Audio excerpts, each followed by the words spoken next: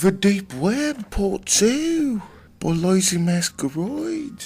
I never would have believed it. It's all real, but I didn't believe it. You couldn't have told me it was real. I would have never believed you. But let me start at the beginning. Like I said, I never believed in those deep web videos and I didn't think they was real. But one day my best friend at school told me about some stuff he saw on the deep webs and he invited me to come over. So I went over there after school and he showed me a video of a man getting penetrated by a horse. He said the man in the video later died of internal injuries. I would have never believed it if I hadn't seen it with my own eyes. That poor man took at least 3 feet of horse cock. The man was like a human love glove, you know? And for your information, a love glove is like a plastic sex toy that men put on their Jolly Roger, you know? And I never would have thought it was possible. But it's so real. I was such a stupid idiot wanker for thinking it wasn't real. I wish I could go back in time and kick myself in the bullocks for thinking it wasn't real for 1 second. So, Mr. Horse who killed a man with his cock, let's never meet again.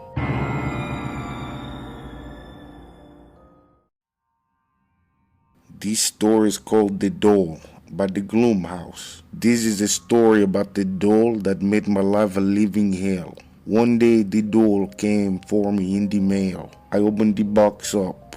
The return address said Loverboy on it. When I opened the box up, the doll said Anastasia on the front pocket. And I didn't think too much about it until about a week later when my mom came to me and she says, "Did you order hundreds of dollars in homosexual pornography off of the Dish networks?" And I says, "No, mother, I did not order none of that. I do not know what you're even talking about." She says she does not believe me, of course. I did not think too much about it. I had to pay my mother back. I didn't even watch any, any porn or nothing. So I come home from work one day about a week later and the doll is sitting on couch watching TV. And I was like, what is going on? Why is the doll sitting on the couch watching the TVs? It freaked me out.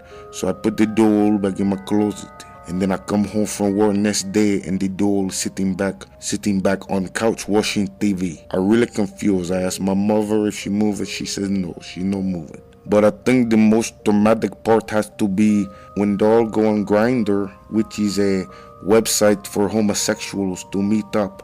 And when he went on the Grindr and created an account using my name and my picture and all of my informations, that was the most dramatic thing that happened. Because once a man showed up at my front door, when I answered, he asked if we are still going to lick each other's butthole out like we had agreed online.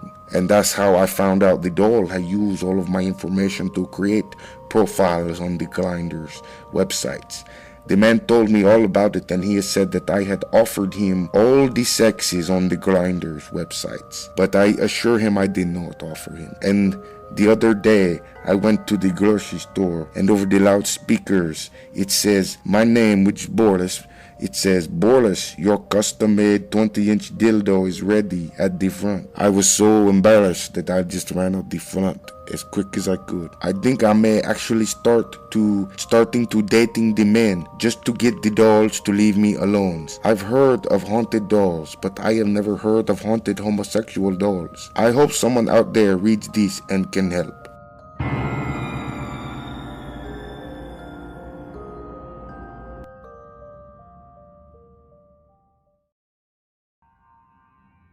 This story all started when I had to go out of town for a week on a business trip for my stupid job. You see, I had entered a contest every week for years. I don't even remember how long. And it's called the Publisher Clearinghouse Contest. And if you win, they come to your front door with a big check and cameras and balloons and whatnot. Anyways, wouldn't you know it? The week I went out of town for my stupid accounting job, my neighbor said, "Them people, Publisher Clearinghouse people, They stopped by my house. They was knocking on my door. So when I get home, I wrote them and told them I was out of town on business for my stupid job. But they didn't believe me.